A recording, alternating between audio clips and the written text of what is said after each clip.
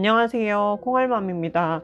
오늘은 일 마치고 지금 무슨 얘기를 할까 고민을 했었는데, 사실 남편한테 서운했던 점들이 많아요. 시험관을 하면서. 근데 이 말을 영상으로 해야 되나 말아야 되나 고민이 좀 많았어요. 왜냐면 시어머니가 보거나 남편이 봤을 때 서운할 수도 있고 오해를 할 수도 있기 때문에. 근데 이제 공황장애 치료를 하면서 느낀 게, 자기가 불만이나 가슴에 쌓여있는 걸 자꾸 표출하는 방법도 이런 스트레스를 해소하는 방법이라고 해서, 사실 남편한테 돌려서 얘기를 하기도 했고, 나 공황장애니까 조금 옆에서 짜증내지 말고 좀 도와달라는 얘기도 했고, 일단 속에 있는 얘기를 누군가한테 하면 그것도 치유 방법 중에 하나라고 해서, 오늘은 시험관 시술하면서 남편한테 서운했던 점들을 그냥 간단하게 얘기를 해보려고요. 만약에 나중에 애가 생기면 어떻게 되면 애기한테 아빠에 대한 고자질이 될 수도 있겠죠. 근데 그런 날이 올지는 모르겠지만, 일단 저 같은 경우는 사실 갑상선 암 수술을 하고 저는 바로 이틀 만에 막 일을 하고 출근을 하고 했어요. 그러니까 저는 가장 힘든 게, 암 수술 한 게 힘든 게 아니라 암 수술하고 방사선 치료 받느라 감옥처럼 갇혀가지고 1박 2일 그 병실에 아무도 안 들어오고 저만 딱 있는 거예요. 방사선 피폭 때문에. 그래서 그런 부분들이 힘들었어요. 일을 할 수 없는 것, 움직일 수 없는 것. 그러니까 성격상 가만히 있는 거를 못하는 성격인데, 이제 그런 거는 다 아프거나 이런 건 다 참아요. 근데 상대방이 나에 대한 배려를 안 하는 거에 대해서는 되게 서운해하는 편이에요. 근데 그거를 바로 말을 못해요.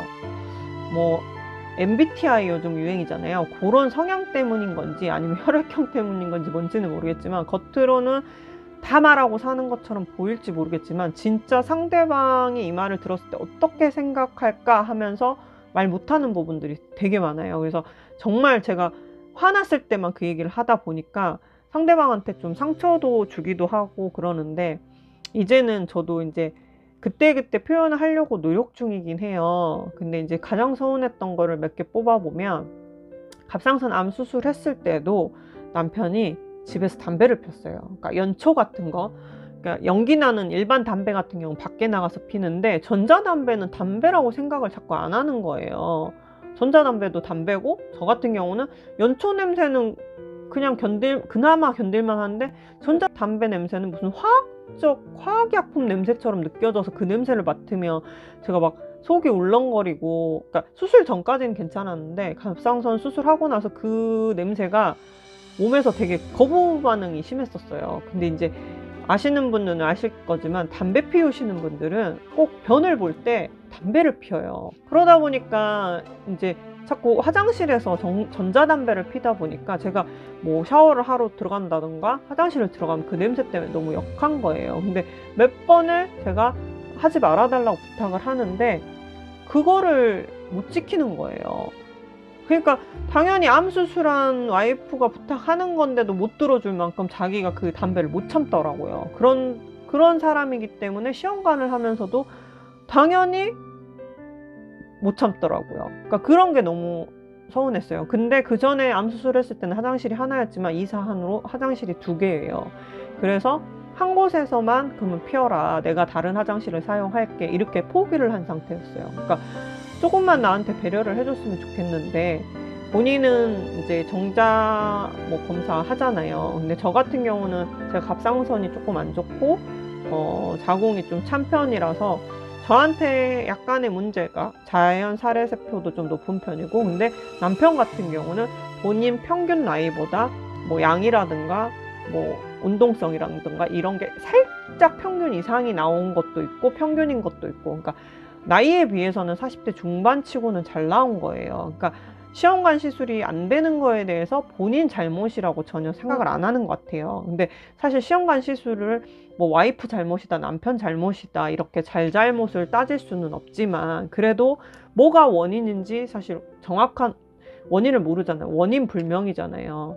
그냥 반복 착상 실패를 겪다 보면 차라리 명확한 무정자증이나 뭐 난소 혹이라든가 난소 근종 뭐 이런 뭔가 병명이 있어서 그거를 고치고 나서 뭐 성공할 수 있는 확률이 높아지신 분들도 있고, 실질상 무종자증이지만 고환을 수술해서 임신하신 분들도 있잖아요. 근데 저희 같은 경우는 겉보기에는 너무 멀쩡한 거예요. 사실 갑상선도 약을 먹어서 수치가 정상 이상은 아니에요. 그냥 정상권인데 잘 안 되는 것 뿐이지. 딱 한 가지 문제는 제가 그 NKCL만 조금 높은 거지, 다른 문제는 사실 병원에서도 없다고 하고, 갑상선 선생님도 큰 문제 없다, 임신할 수 있다, 이렇게 말씀을 하시니까 저희는 참 답답해요. 근데 남편이 그놈의 담배를 못 줄이는 거예요. 그러니까 본인한테 뭔가 문제가 있다고 확실한 선생님이 그런 얘기를 한다면 본인도 좀 노력을 할 건데, 사실 의학적인 수치상 뭐 잘못된 게 없으니까. 그리고 사실 주변에서 담배 피시는 분들도 임신 잘하고 애 잘 낳고 사니까, 그러니까 남편이 그런 부분에 대해서 잘 모르는 것 같아요. 그리고 또 한 가지 서운한 건, 저는 어렸을 때부터 이제 좀 독립심이 강하다 그래야 되나? 그러니까 엄마랑 떨어져서 살고 외할머니가 저를 키워줬어요. 왜냐면 엄마가 의상실을 하는데, 엄마가 좀 몸이 약하고 재단하느라고 밤새 이제 날을 새니까, 또 그리고 외갓집에 제가 첫 손녀다 보니까 이모도 그렇고 뭐 삼촌들도 그렇고 할머니도 그렇고 예뻐하다 보니까, 그냥 제가 거기서 어떻게 하다 보니까 살게 된 거예요, 외갓집에. 그래서 일주일에 한 번씩 엄마 집에 가고 이랬는데, 그렇기 때문에 이제 저는 이제 엄마 손에 직접 큰 게 아니라 외갓집 식구들 손에 이렇게 크다 보니까, 겉으로는 안 그런 것 같은데 눈치 아닌 눈치를 좀 봤던 것 같아요, 제 생각에. 지금 생각해보면. 그래서 습관적으로 제가 뭐 중요한 일이 있거나 걱정되는 일이 있으면 그거를 집에 가서 말을 잘 안 했어요. 그러니까 학교에서 무슨 일이 있어서 속상한 일이 있으면 집에 가서 오히려 티를 안 냈다고 해야 되나? 겉으로는 밝은 척? 이런 게 습관이 되다 보니까 남편한테도 힘들어도 힘들단 말을 한동안 안 하고 살았어요. 그래서 시험관 하면서도 주사 맞는 거를 보여주기가 싫어서 저는 항상 방에서 혼자 몰래 맞았거든요. 몰래라기보다는 안 보이는 데서 맞았어요. 근데 어느 날은 TV에서 시험관에 관련된 게 나오는데, 남편이 원래 저러는 거야 라고 한 5차 정도 됐을 때 물어보더라고요. 그래서 물론 내가 말 안 하고 숨긴 것도 있지만, 아니 어떻게 5차가 진행될 동안 인터넷만 찾아봐도 시험관 과정이 어떻게 진행되고 여자들이 어떤 준비를 하는지 검색만 해도 나오는데, 저 정도로 무심할 수가 있을까, 모를 수 있을까, 사실 너무 서운했어요. 그래서 이제는 내가 좀 티를 내야겠다 싶어서 주사를 한 차수 끝날 때마다 몇십 방을 맞고, 병원도 이렇게 가서 맨날 검사를 하고, 그리고 채취하면 좀 몸이 불편하고, 이식하고도 좀 몸이 컨디션이 불편하다는 얘기를 6번째 시술 끝나고인가 했거든요.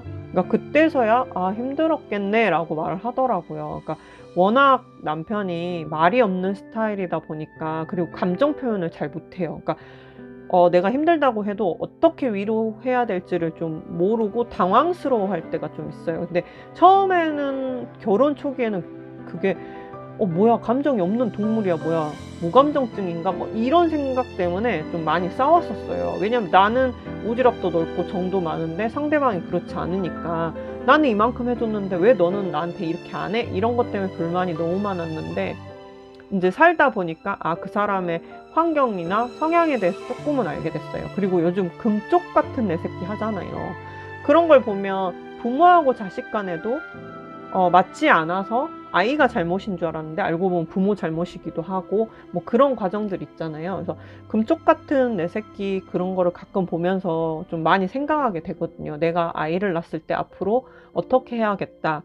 그리고 성인인 저도 내가 왜 이렇게 성향이 변했구나, 그리고 남편도 왜 저렇게 됐을까에 대해서 고민을 하게 되거든요.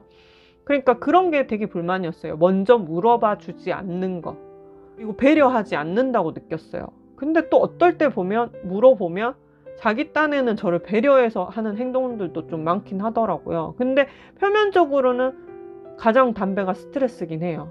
그리고 저희 남편은 6차 때까지 저보고 뭘 어떻게 내가 하고 있는지를 몰랐다는 그게 참 서운했어요. 그래서 보통 남편들은 어떻게 지내는지 참 궁금하기도 하고, 물론 다정다감하신 분들은 뭐 주사를 대신 놔주기도 하고 병원 갈 때마다 따라가기도 하고 그렇더라고요. 근데 저는 제 스스로가 병원을 가는데 채친날이나 이식날 빼고는 남편이 가는 게 너무 불편해요.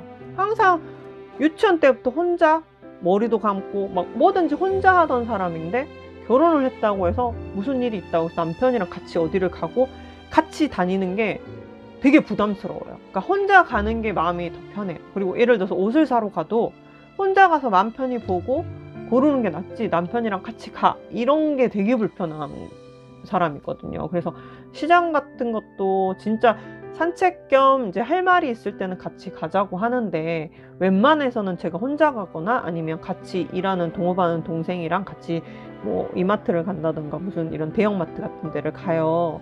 그러니까 저도 문제인 면도 있지만 남편도 너무 표현을 안 하고 너무 무심한 것들이 되게 서운했던 것 같아요. 그래서 시험관을 하면서 오히려 어떤 면에서는 저도 노력을 하기 위해서 그 전까지는 아예 대화를 시도를 안 하고 그냥 참고 살자, 포기하고 살자 이렇게 됐던 부분들이 오히려 시험관 시술을 하면서 둘 다 스트레스를 안 받아야 되겠다는 생각 때문에 저 나름대로는 대화 시도를 좀 많이 했던 것 같아요.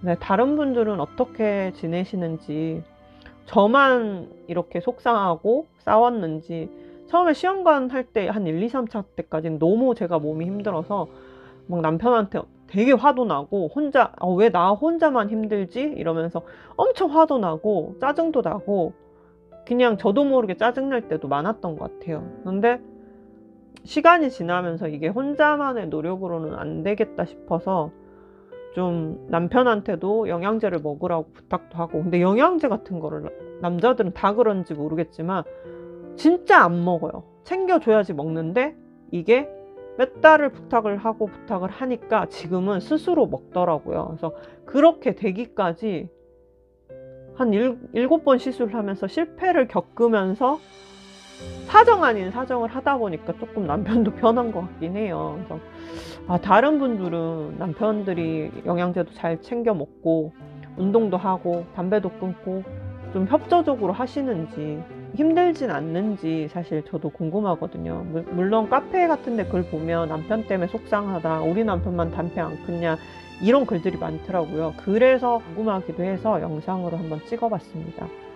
혹시 남편들이 볼 수도 있잖아요. 시험관 시술을 이제 하면서 검색하다 보면 남편들이 찾는 경우도 가끔 있더라고요. 그래서 혹시 댓글을 남겨놓으면 보통 여자들은 어떤 생각을 하고 시험관을 하면서 뭐가 남편한테 서운한지 남편들이 좀 알았으면 좋겠어요. 저번에는 왜 시험관 시술을 하면서 주변 사람들로 인해서 서운했던 점들을 댓글로 한번 봤거든요. 근데 제가 미처 생각하지 못했던 부분도 속상하다고 하신 분들이 되게 많더라고요. 그래서 왜냐면 저는 성격이 좀 센 편이에요. 자기 주장도 강하고 자존감도 좀 높은 편이고 평상시에. 그래서 주변에서 저한테 그렇게까지 말을 함부로 하는 사람이 없어요. 왜? 저는 그렇게까지 함부로 말하면 그냥 싸워버리거든요. 따지거든요. 바로 그런 부분은 바로 따져요. 네가 뭔데 이렇게 말하냐. 그래서 직접적인 상처되는 말은 듣지는 않았는데 그래도 은연중에 돌려서 한 말도 상처가 됐는데 의외로 댓글을 보니까 직접적으로 상처되는 말을 하시는 분들도 꽤 많고 그런 말을 들었다고 이렇게 댓글 남기신 분들이 많아서 솔직히 좀 충격이었어요. 아니 어떻게 그렇게 생각 없이 시험관이란 것 자체가 자세히 몰라도 힘들다 정도는 알 텐데 어떻게 친하다는 사람들이 그런 말을 함부로 하지? 이런 생각 때문에 조금 속상하기도 했고, 이 영상이 뭐 단순히 불만을 얘기하는 영상으로 안 끝나고 혹시라도 우연이라도 시험관 시술하는 사람이 주변에 있는 사람들이 본다면 댓글을 꼭 보고 좀 반성 아닌 반성? 그리고 서로 노력을 좀 주변에서도 해줬으면 좋겠다. 물론 남이야 상관없지만 친인척이라던가 부모님이라던가 시부모님들 그런 생각을 해봤어요. 그래서 이번 영상도 남편들한테 서운한 게 뭔지 그런 것들이 댓글에 없을 수도 있죠. 너무 자상하고 잘하시는 분들은. 근데 분명 사람마다 성향이 다르기 때문에 분명 본의 아니게 와이프한테 서운하게 했을 수도 있고 느끼는 와이프도 서운하다고 느꼈을 수도 있으니까 혹시라도 댓글에 한번 달아줘 보세요. 제가 달아라고 한다고 해서 개선되는 건 아니겠지만 왜 사람이라는 게 자기 마음속에 있는 말을 누군가한테 글로 하거나 뱉는 것 자체로도 치유되는 그런 것도 있다고 하더라고요. 제가 공황장애 치료를 받으면서 선생님이 자꾸 표현을 하고 말을 하라고 하더라고요. 그래서 한번 이 영상을 찍어봤습니다.